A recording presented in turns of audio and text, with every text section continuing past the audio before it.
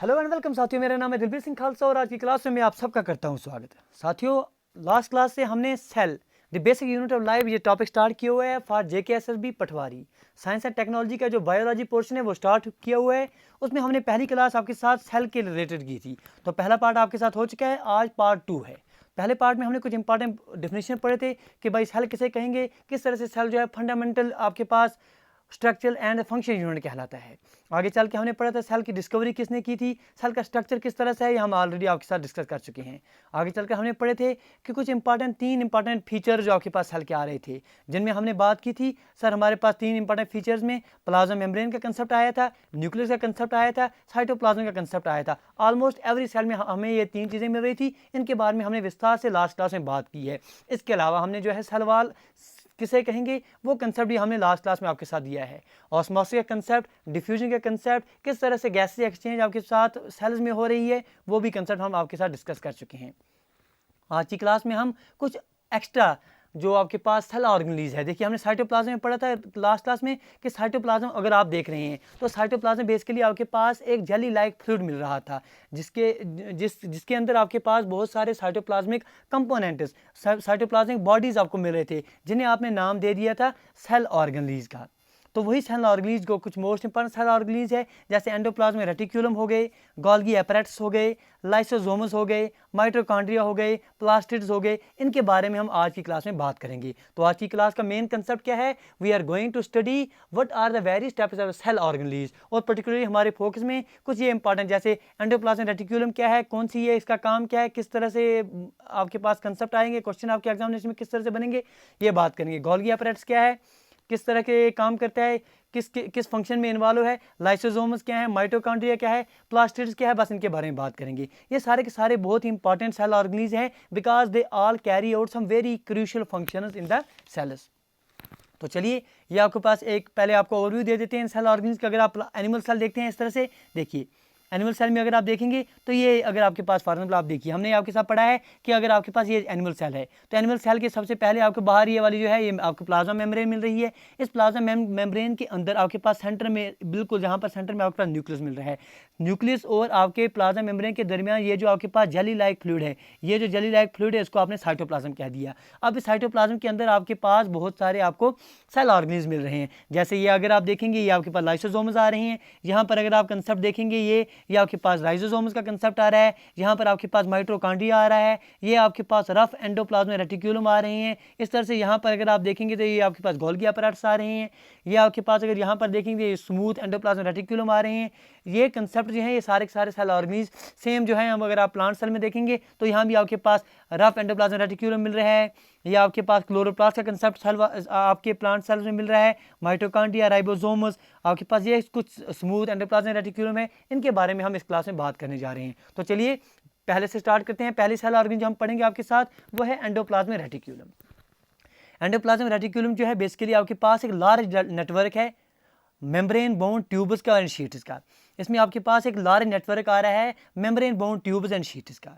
अगर आप under microscope देखेंगे तो ये आपको लॉन्ग ट्यूब्स और राउंड और एबलॉन्ग बैग्स या वेसिकल्स के तौर पर आपको नजर आएंगे।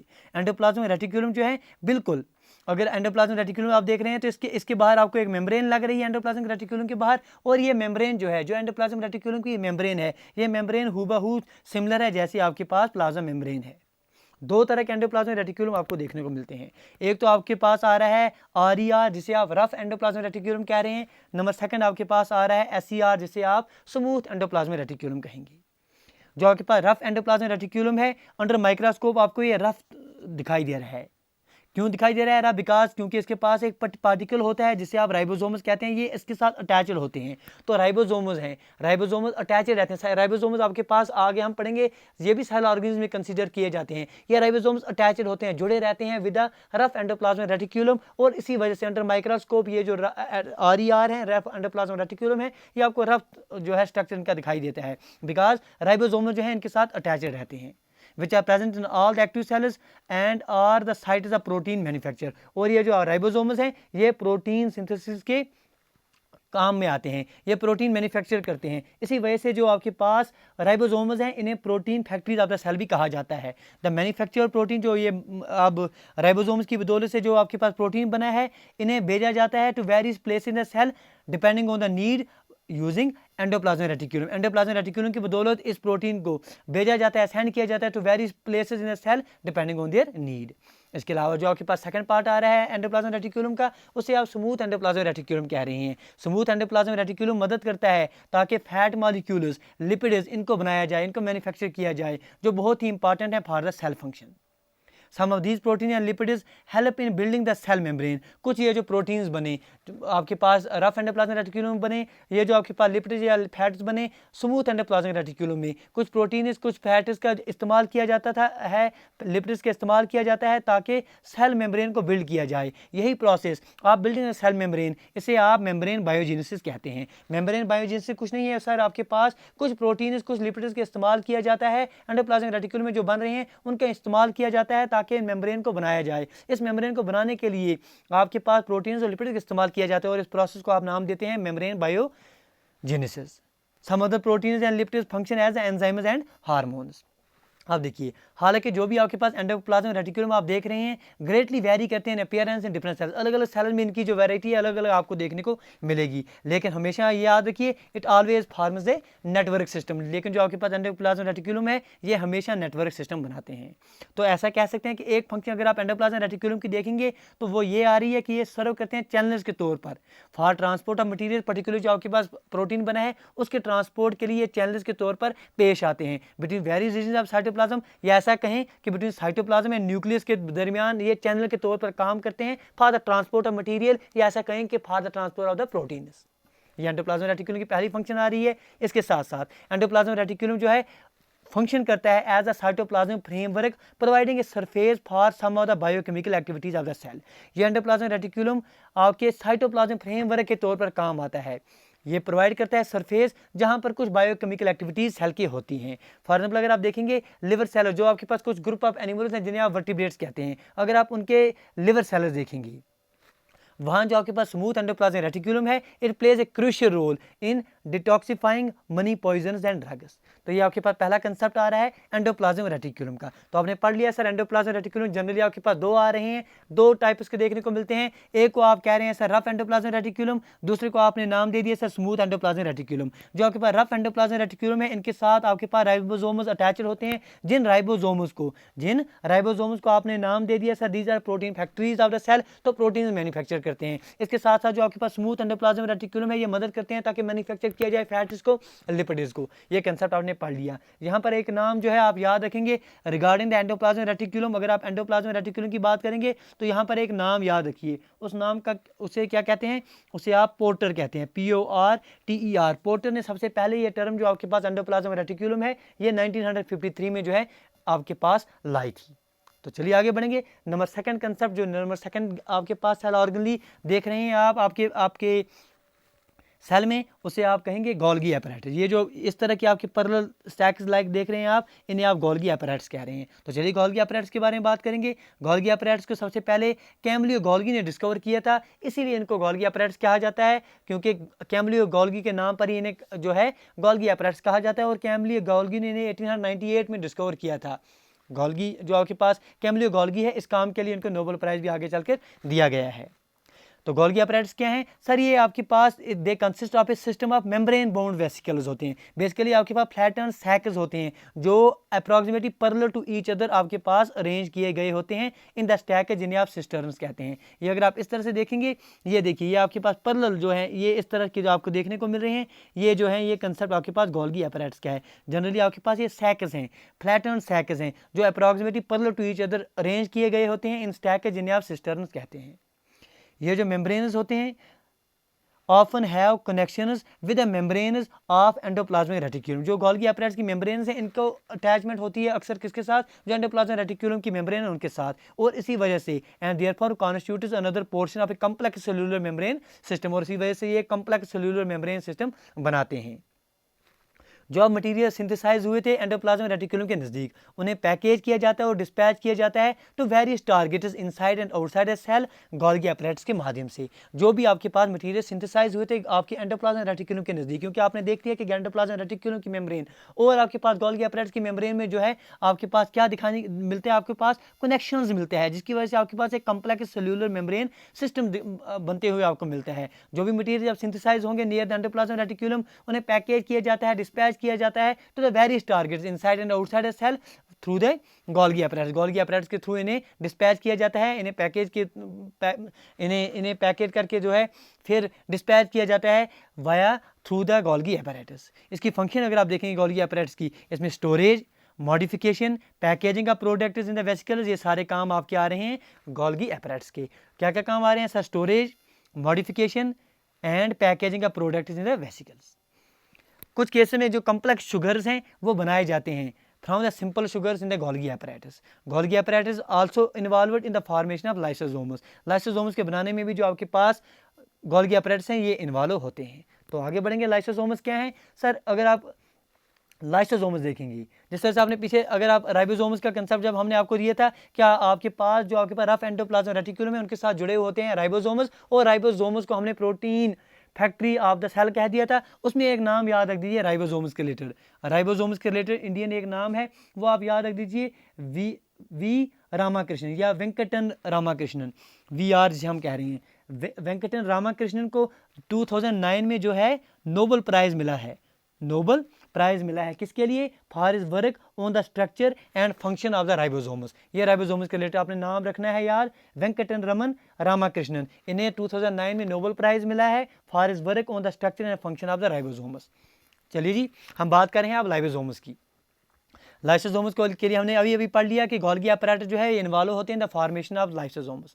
लाइसोसोम्स अगर आप देखेंगे इस तरह से, अगर आप फिगर में पहले देखते हैं, चलिए फिगर में देख लेते हैं लाइसोसोम्स का कंसेप्ट। लाइसोसोम्स अगर आप फिगर में देख रहे हैं, ये देखिए आप, लाइसोसोम्स आपको इस तरह से दिखाई दे रहे हैं, ये जो है ये आपको लाइसोसोम्स नजर आ रहे हैं। तो लाइसोसोम्स के बारे में जो है हम बात करने जा रहे हैं। लाइसोसोम्स क्या है स्ट्रक्चरली? अगर लाइसोसोम्स देखेंगे, लाइसोसोम्स मेम्ब्रेन बाउंड सैक्स हैं फिलर विद डाइजेस्टिव एंजाइम्स। ये जनरली आपके पास मेम्ब्रेन बाउंड सैक्स हैं जिनमें आपके पास डाइजेस्टिव एंजाइम्स आपके सेल के मिलेंगे। ये एंजाइम्स जो हैं ये आर मेड बाय RER। ये enzymes that is rough endoplasmic reticulum के माध्यम से बनाए जाते हैं।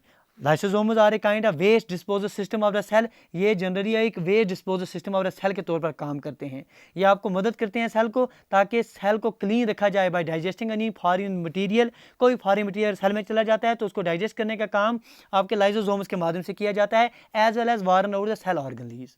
जो भी फॉरेन मटेरियल एंटर हो जाता है सेल में, चाहे फिर वो बैक्टीरिया हो या फूड हो, as well as old organelles अगर जो आपके पास जो सेल के हैं, एंड अप हो जाते हैं लाइसोसोम्स में, जो इन्हें ब्रेक करता है कॉम्प्लेक्स सब्सटेंस को इनटू सिंपल सब्सटेंस। क्यों करता है लाइसोसोम्स? क्योंकि सर लाइसोसोम्स के अंदर आपको क्या मिल रहे हैं? डाइजेस्टिव एंजाइम्स मिल रहे हैं। लाइसोसोम्स ये काम करने के लिए इसलिए काबिल है, they are able to do this. क्यों? Because they contain powerful digestive enzymes. जो पावरफुल डाइजेस्टिव एंजाइम्स इस काबिल होते हैं कि ये ब्रेक डाउन कर देंगे ऑर्गेनिक मटीरियल को, कॉम्प्लेक्स मटीरियल को ये ब्रेक डाउन कर देंगे सिंपल सब्सटेंसेस में। During the disturbance in the cellular metabolism, जब सेलुलर मेटाबॉलिज्म में डिस्टर्बेंस होगी, फॉर एग्जांपल जब आपके पास सेल्स जो डैमेज हो जाएंगी तो लाइसोसोम्स भ्रष्ट हो जाएंगे, जिसकी वजह से एंजाइम्स जो डाइजेस्ट अपने ही सेल को करने लग जाएंगे। इसी वजह से जो आपके पास लाइसोसोम्स हैं इन्हें suicide bag of the cell भी कहा जाता है। बिकॉज क्योंकि ये जो लाइसोसोम्स हैं अगर during disturbance in cellular metabolism, for example अगर आपके पास जब सेल्स जो हैं डैमेज हो जाते हैं तो लाइसोसोम्स भ्रष्ट हो जाएंगे और जो एंजाइम्स हैं ये अपने ही सेल को जो है डाइजेस्ट करना शुरू कर देंगे। एंड जो आपके पास एंजाइम्स हों, जो आपके पास डाइजेस्टिव एंजाइम लाइसोसोम्स में हैं, these enzyme digest their own cell. इसी वजह से lysosomes are also known as suicide bags of the cell. आपसे एग्जाम में क्वेश्चन पूछा जाता है which are foreign cell organelle is known as suicide bags of the cell, तो 4 option आपको दिए जाएंगे, लाइसोसोम्स, राइबोसोम्स, आपके पास प्लास्टिड दिया जाएगा, एंडोप्लाज्मिक रेटिकुलम दिया जाएगा। जब आपने लाइसोसोम्स के कंसेप्ट पढ़ा होगा तो आपको पता चल जाएगी कि लाइसोसोम्स जो हैं इन्हें suicide bag of the cell भी कहा जाता है। इसमें एक नाम याद रखिए, Christian de Duve, CHRISTAN, Christian de Duve, Christian de Duve ने ये जो है आपके पास इनकी डिस्कवरी लाइसोसोम्स की सबसे पहले 1955 में की थी। चलिए आगे बढ़ेंगे। अगला कंसेप्ट, अगले जो सेल ऑर्गेनेल आपके पास आ रही है उसका नाम है सर माइटोकॉन्ड्रिया। माइटोकॉन्ड्रिया के बारे में बात करेंगे। पहली बात इसमें याद रखें कि माइटोकॉन्ड्रिया को आप power house of the cell कहते हैं। माइटोकॉन्ड्रिया में आपके पास 2 मेम्ब्रेन कवरिंग मिलती है। ये 2 चीज़ें आपने याद रख दी। जो आपके पास बाहर की कवरिंग होगी ये पोरस होती है, इसमें सुराख होते हैं थोड़े थोड़े, वाइल जो आपके पास अंदर वाली मेम्ब्रेन जो है डीपली फोल्डेड होती है। डीपली फोल्डेड से सर क्या होगा, जो आपके पास सरफेस एरिया है एटीपी जनरेटिंग केमिकल रिएक्शंस के लिए वो बढ़ जाएगा। जो भी केमिकल रिएक्शंस हो रही हैं उनके लिए जो आपके पास सरफेस एरिया है वो बढ़ जाएगा because of the presence of the increase surface area. जो आपके पास फोल्डेड, जो आपके पास अंदर वाली मेम्ब्रेन है वो जब फोल्डेड है तो डीपली फोल्डेड है, तो उसी वजह से आपके पास जो आपके पास सरफेस एरिया वो बढ़ जाता है for ATP genetic chemical reactions. फिलहाल आपने ये चीज़ें याद रख दी। माइटोकॉन्ड्रिया के लिए एक सारे power house of the cell है। दूसरी बात ये याद रखिए इसमें सर 2 कवरिंग की आपके पास मेम्ब्रेन कवरिंग मिल रही है। जो आउटर कवरिंग है सर वो आपके पास पोरस है, जो अंदर वाली कवरिंग है वो डीपली फोल्डेड है। डीपली फोल्डेड से क्या होगा सर, आपके पास surface area for ATP genetic chemical reactions बढ़ जाता है।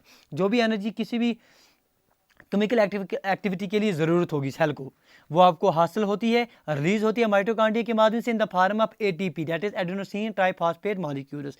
Energy required for various chemical activities, जो भी एनर्जी ज़रूरत होती है वेरियस केमिकल एक्टिविटीज़ के लिए needed for the life is release, उसे रिलीज किया जाता है माइटोकॉन्ड्रिया के द्वारा in the form of ATP, in the form of adenosine triphosphate molecules. ATP को आप energy currency of the cell भी कहते हैं। बॉडी को एनर्जी जो इस्तेमाल करनी होती है, जो भी एनर्जी बॉडी यूज़ करता है, body use energy stored in the ATP. ये जो एनर्जी बॉडी ने इस्तेमाल करनी है, सेल ने इस्तेमाल करनी है, ये हासिल कहाँ से होती है सर, यही माइटोकॉन्ड्रिया से हासिल होती है। और जो बॉडी इस्तेमाल करती है ये एनर्जी ये एटीपी के माध्यम से स्टोर होती है for making new chemical compounds and for mechanical work. ये जो एटीपी में आपके पास एनर्जी स्टोर हो रही है इसको इस्तेमाल किया जाता है केमिकल कंपाउंड्स के बनाने के लिए और फॉर मैकेनिकल वर्क के लिए। ये जो एटीपी के मॉलिक्यूल में एनर्जी है इससे इस्तेमाल किया जाता है। माइटोकॉन्ड्रिया को स्ट्रेंज ऑर्गेनेल कहा जाता है। क्यों? क्योंकि सर इनके अंदर अपना डीएनए, इनके अंदर अपना राइबोसोम्स आपको देखने को मिलेंगे। इसी वजह से माइटोकॉन्ड्रिया इस काबिल होते हैं कि ये कुछ अपने प्रोटीन्स अपने लिए बना सकते हैं। Therefore mitochondria are able to make some of their own proteins. क्यों? क्योंकि इनके अंदर जो जेनेटिक मटीरियल डीएनए हो गया, राइबोसोम्स हो गया, ये कुछ मटीरियल ऑर्गेनेल्स आपके माइटोकॉन्ड्रिया के अंदर आपको देखने को मिलते हैं। माइटोकॉन्ड्रिया के रिलेटेड सर आपने 2 नाम याद रखने हैं। एक तो आपके पास आ रहा है अल्टमैन, ALTMANN। अल्टमैन का नाम आप याद रखेंगे कि अल्टमैन ने 1890 में सबसे पहले इन सेल ऑर्गेनेल जिन्हें माइटोकॉन्ड्रिया कह रहे हैं इन्हें एज ए ग्रैन्यूल्स जो है डिस्कवर किया था, फाउंड किया था। और इन ऑर्गेनेल्स के उन्होंने नाम क्या दिया था, जो आपके पास माइटोकॉन्ड्रिया आपको मिल रहे थे, अल्टमैन ने इन्हें ग्रैन्यूल्स के तौर पर पाया था और इसे बायोप्लास्ट कहा था। क्या कहा थे? बायोप्लास्ट का नाम दिया था। ठीक है जी। फिर आगे चलकर आपके पास एक बंदे आते हैं जिनका नाम है सी बेंड। इनका नाम क्या आता है? CBEND, सी बेंड। 1897 में सबसे पहले जो है माइटोकॉन्ड्रिया टर्म कोइन करते हैं। तो माइटोकॉन्ड्रिया में आप इतना ही याद रखिए, important examination point of view से सर ये आपके पास पावर हाउस ऑफ सेल हैं। 2 आपके पास डबल कवरिंग मेम्ब्रेन है, इसमें आउटर वाली आपके पास पोरस है, अंदर वाली डीपली फोल्डेड है, ये आपने याद रख दिया। इसके साथ साथ जो आपके पास एटीपी क्या है सर, एटीपी आपके पास सेल आपके पास एनर्जी करेंसी आ रही है सेल की। जो भी एनर्जी रिक्वायर्ड होती है वेरियस एक्टिविटीज़ के लिए सेल को, वो आपको रिलीज होती है माइटोकॉन्ड्रिया के माध्यम से इन the form of ATP that is adenosine triphosphate molecules. इतना काफ़ी आपके माइटोकॉन्ड्रिया के रिलेटेड। आगे बढ़ेंगे, अगला कंसेप्ट आपके पास पढ़ेंगे सर, वो कंसेप्ट है आपके पास प्लास्टिड्स का। प्लास्टिड्स के लिए पहली बात है वो याद रखिए कि इन्हें डिस्कवर किसने किया था। इनकी डिस्कवरी आपके पास आ रहा है एक नाम HAECKEL, हेकल ने ये इनकी डिस्कवरी की थी। लेकिन जो प्लास्टिड की टर्म है ये सबसे पहले आपके पास शिम्पर, SCHIMPER, शिम्पर ने ये पहली बार सबसे पहली टर्म प्लास्टिड दी थी। डिस्कवरी इनकी जो है हेकल ने की थी, लेकिन जो टर्म आपके पास प्लास्टिड है इस टर्म को सबसे पहले आपके पास शिम्पर ने आपके पास रखा था। तो प्लास्टिड्स क्या हैं? प्लास्टिड्स सबसे पहली बात ये याद रखिए कि सिर्फ आपके प्लांट सेल्स में मिलेंगे। 2 टाइप्स ऑफ प्लास्टिड्स आपको देखने को मिलेंगे। एक को आप कहते हैं क्रोमोप्लास्टिड्स, जो कलर्ड प्लास्टिड्स होते हैं। दूसरे आपके पास होते हैं लीकोप्लास्टिड्स, ये कलरलेस या वाइट प्लास्टिड्स होते हैं। तो क्लोरोप्लास्टिड, ये जो आपके पास प्लास्टिड्स हैं ये 2 तरह के आ रहे हैं। क्रोमोप्लास्टिड्स, सर क्रोमोप्लास्टिड कलर्ड प्लास्टिड्स हैं, वायरएज जो आपके पास लीकोप्लास्टिड्स हैं, ये जो लीकोप्लास्टिड्स हैं ये वाइट या कलरलेस प्लास्टिड्स हैं। क्रोमोप्लास्ट वो क्रोमोप्लास्ट जिनमें आपके पास एक पिगमेंट क्लोरोफिल पाया जाता है, उन क्रोमोप्लास्ट को आप क्लोरोप्लास्ट कहते हैं। तो ऐसा कह सकते हैं कि एवरी क्लोरोप्लास्ट, जो भी आपके पास क्लोरोप्लास्ट है वो है तो आपके पास क्रोमोप्लास्ट, लेकिन every chromoplast is not chloroplast. समझिए वो आप देखिए आपने क्या पढ़ा, आपने पढ़ा सर प्लास्टिड्स जो है हमारे पास दो तरह के आपके आते हैं। एक को आपने नाम दे दिया क्रोमोप्लास्ट, दूसरे को आपने नाम दे दिया ल्यूकोप्लास्ट। क्रोमोप्लास्ट सर कलर्ड हैं, ल्यूकोप्लास्ट आपके पास कलरलेस हैं। अब क्रोमोप्लास्ट में से वो वाले क्रोमोप्लास्ट्स जिनमें एक पिगमेंट जिन्हें आप क्लोरोफिल कहते हैं मौजूद होगा, जिस जिस क्रोमोप्लास्ट में क्लोरोफिल मौजूद होगा उसको आप नाम देंगे क्लोरोप्लास्ट। ठीक है, क्लोरोप्लास्ट जो है बहुत ही इंपॉर्टेंट रहते हैं for the process of photosynthesis in the plants. Chloroplast also contain various yellow और orange pigments in addition to the chlorophyll के अलावा इसमें आपके पास बहुत सारे येलो और ऑरेंज पिगमेंट्स भी आपको मिलते हैं। इसके बरके जो आपके पास ल्यूकोप्लास्टिड्स हैं, जो आपके पास कलरलेस, जो आपके पास वाइट प्लास्टिड्स हैं, ये प्राइमरली ऑर्गेनिज हैं जिनमें material such as starch, oils and protein granules आपको मिलते हैं जी। जो इंटरनल ऑर्गेनाइजेशन है क्लोरोप्लास्ट की अगर आप देखेंगे, इसमें आपके पास numerous membrane layers embedded in the material जिसे आप स्टोर में कहते हैं वो आपको मिलेंगे। बिल्कुल ये सिमिलर है माइटोकॉन्ड्रिया के साथ। क्यों? अगर एक्सटर्नल स्ट्रक्चर देखेंगे इनका माइटोकॉन्ड्रिया के साथ मिल रहा है, इसके साथ साथ माइटोकॉन्ड्रिया के जैसे आपके प्लास्टिड्स में डीएनए और राइबोसोम्स भी आपको मिलता है। एग्जामिनेशन अक्सर क्वेश्चन पूछा जाता है which are the following two cell organelles have their own genetic material के तौर पर क्वेश्चन आ जाता है। तो वो एक तो आपने प्लास्टिड्स का कंसेप्ट पढ़ना है इसमें, दूसरा आपने माइटोकॉन्ड्रिया, क्योंकि माइटोकॉन्ड्रिया में आपने देखा था उनका अपना डीएनए और राइबोसोम्स आपको मिल सकते हैं। सेम कंसेप्ट आपको प्लास्टिड्स में भी आ सकता है कि इनके अंदर भी आपका अपना डीएनए और राइबोसोम्स आपको देखने को मिलते हैं। आगे बढ़ेंगे, अगला कंसेप्ट अगर आप देखेंगे तो वो वैक्यूल्स के रिलेटेड है। वैक्यूल्स बेसिकली आपके पास स्टोरेज सैक्स हैं फॉर सॉलिड और liquid contents. These are nothing but these are storage sac. ये स्टोरेज सैक्स हैं सॉलिड और लिक्विड कंटेंट्स के लिए। वैक्यूल्स अगर आप एनिमल सेल्स में देखेंगे तो ये स्मॉल साइज के आपको मिल रहे हैं, लेकिन प्लांट सेल्स में ये जो वैक्यूल्स हैं ये वेरी लार्ज होते हैं। Very large vacuoles are found in the plant cells. The central vacuole कुछ प्लांट सेल्स का इतना बड़ा होता है कि that occupy 50 to 90% of the cell volume. जितनी सेल वॉल्यूम है उसके 50 to 90% जो है वैक्यूल्स ही आपके पास ऑक्यूपाई कर रहे हैं आपके प्लांट सेल्स में। कुछ प्लांट सेल्स में वैक्यूल्स जो हैं they are full of cell sap. इन ये सेल सैप से भरे होते हैं और ये रिजिडिटी प्लस आपके पास टर्जिडिटी आपके प्लांट सेल को जो है प्रोवाइड करते हैं आपके वैक्यूल्स। बहुत सारे सब्सटेंस इंपॉर्टेंस इन लाइफ जो रखते हैं आप प्लांट सेल्स में, उन्हें स्टोर किया जाता है वैक्यूल्स में। इनमें आपके पास अमीनो एसिड्स हो गए, शुगर्स हो गए, वेरियस ऑर्गेनिक एसिड्स हो गए और कुछ प्रोटीन्स हैं, ये मौजूद होते हैं आपके वैक्यूल्स में इन प्लांट सेल्स में। सिंगल सेलुलर ऑर्गेनिज्म जैसे आपके पास अम्यूबा हो गया, जो फूड वैक्यूल्स हैं इनमें आपके पास food items that amoeba has consumed ये मौजूद होते हैं। In some unicellular organisms specialised vacuoles also play important role. कुछ यूनिसेलुलर ऑर्गेनिज्म में स्पेशलाइज्ड वैक्यूल्स बहुत इंपॉर्टेंट रोल प्ले करते हैं expelling excess water and some waste from the cell, ताकि वाटर को एक्सेस वाटर हो गया या कुछ वेस्टेज हो गया इनके एक्सपील करने का काम में वैक्यूल्स रोल प्ले करते हैं। तो ये कुछ इंपॉर्टेंट आपके पास सेल ऑर्गेनिज थी जो आपने पढ़ लिए। तीन देखिए लास्ट क्लास से ही हमने जो तीन इंपॉर्टेंट आपके पास फीचर्स थे, जो आपके पास सेल मेम्ब्रेन जिसे आपने प्लाज्मा मेम्ब्रेन कहा, साइटोप्लाज्म पढ़ा और न्यूक्लियस पढ़ा, ये हमने पढ़ लिया था। इसके साथ साथ प्लांट सेल्स में आपने जो है सेल वॉल या ऑलरेडी हम कवर कर चुके थे। आज इंपॉर्टेंट जो आपके पास सेल ऑर्गेनिज थी जिन्हें आप जनरली आपके साइटोप्लाज्म में मिल रहे हैं ये, तो ये कौन कौन से थे? ये आपने माइटोकॉन्ड्रिया का कंसेप्ट इसमें पढ़ लिया आपके हमारे साथ, एंडोप्लाज्म रेटिकुलम का कंसेप्ट हो गया, राइबोसोम्स हो गए, लाइसोसोम्स हो गए, क्लोरोप्लास्ट हो गया, प्लास्टिड्स हो गए, ये चीज़ें आपने हमारे साथ पढ़ ली। उम्मीद करते हैं ये कंसेप्ट आपको क्लियर हो गए होंगे। अब एक कंसेप्ट जो है इसी क्लास में हम आपके साथ डिस्कस करने जा रहे हैं वो है cell division.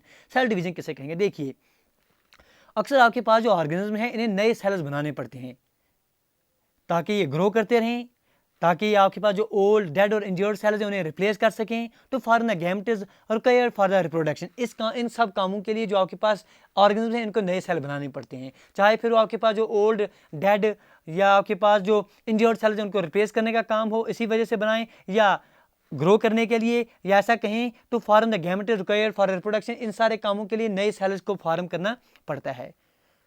The process by which new cells are made is called a cell division। और वो प्रोसेस जिसके माध्यम से नए सेल्स बनते हैं उसे आप सेल डिवीजन कहते हैं। दो main types of cell division आपको देखने को मिलते हैं, एक को आप माइटोसिस कहते हैं, दूसरे को आप मियोसिस कहते हैं। एग्जामिनेशन पॉइंट ऑफ व्यू से मोस्ट इंपॉर्टेंट है वो प्रोसेस सेल डिवीजन का जिसमें मोस्ट ऑफ द सेल्स जो हैं डिवाइड होते हैं ग्रोथ के लिए, उससे आप देखिए the process of cell division by which most of the cells divide for growth, उसे आप माइटोसिस कह रहे हैं। इस माइटोसिस के दौरान जो भी आपके पास मदर सेल है वो डिवाइड हो जाता है ताकि दो आइडेंटिकल डॉटर सेल बनाए जाएं। एक जो मदर सेल है ये डिवाइड हो जाएगा, दो आपके पास आइडेंटिकल, आपके पास एक जैसे डॉटर सेल। आइडेंटिकल कहने का मतलब ये है कि जो आपके पास डॉटर सेल, नए दो डॉटर सेल बनेंगे उनमें सेम क्रोमोसोम्स होते हैं, सेम नंबर ऑफ क्रोमोसोम्स होते हैं एज द मदर सेल। जितने क्रोमोसोम्स आपके मदर सेल में होंगे उतने ही क्रोमोसोम्स आपके डॉटर सेल में होंगे। तो ये किसमें मुमकिन है सर? ये प्रोसेस हो रहा है आपके पास माइटोसिस का। जनरली जो है सेल डिवाइड होते हैं for growth by the process of mitosis. ये मदद करता है ग्रोथ में, repair of tissue of organisms. इस काम के लिए माइटोसिस कंसेप्ट आता है। ये देखिए ये आपके पास मदर सेल है, फॉर एग्जांपल ये कंसेप्ट आप देखिए, ये अगर आपके पास एक मदर सेल है, ये डिवाइड हो गया दो डॉटर सेल में, ये एक डॉटर सेल हो गया, ये दूसरा डॉटर सेल हो गया। जितने क्रोमोसोम्स इसमें आ रहे हैं सेम नंबर ऑफ क्रोमोसोम्स जो है आपके डॉटर सेल में मिल जाएंगे। दो आपके पास डॉटर सेल मिलेंगे, दोनों में इसमें अगर आपके पास जितने क्रोमोसोम्स इसमें डॉटर सेल में होंगे उतने ही इस वाले डॉटर सेल में भी होंगे, उतने ही इस डॉटर सेल में भी होंगे। तो माइटोसिस में जो भी आपके पास नए सेल्स बनेंगे उनमें सेम नंबर ऑफ क्रोमोसोम्स होते हैं एज देयर इन द आपके पास मदर सेल में जितने होंगे।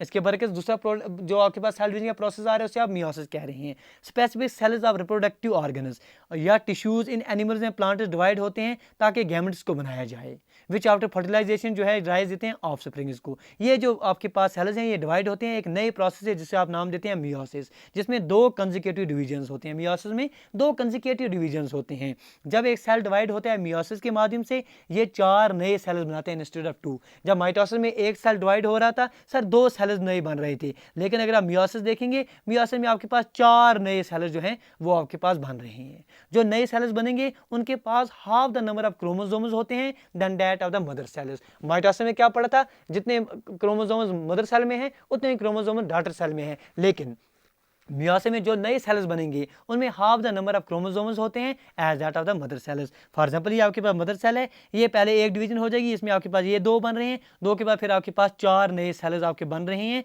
तो इनमें जो नंबर ऑफ क्रोमोसोम्स हैं, हर एक डॉटर सेल में जो नंबर ऑफ क्रोमोसोम्स हैं वो half the number of chromosomes जितने हैं आपके मदर सेल में वो आपको देखने को मिलेंगे। तो उम्मीद करते हैं आज की क्लास में आपके concepts relative cell organelles and the cell division ये क्लियर हो गए होंगे। गुजारिश कर रहे हैं अगर आज की क्लास में आपने कुछ सीखा है तो प्लीज़ चैनल को सब्सक्राइब कीजिए, वीडियो को जो है शेयर कीजिए। वीडियो देखने के लिए आपका बहुत बहुत धन्यवाद। Thank you, thanks a lot for watching.